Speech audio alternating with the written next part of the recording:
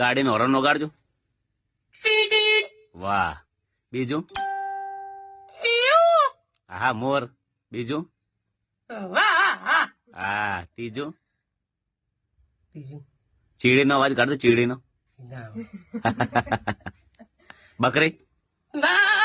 વાહ વાહ વાહ વાહ. કુકડો? કુકડા હું કાઢું? કમ્પ્લેટ કાઢ્યો કે ખોટો હે? પછી મોર? કોયલ નો? કોયલ નો હું કાઢું? ખાસો ટાઈમથી તો ટ્રાય કરું. કાઢું?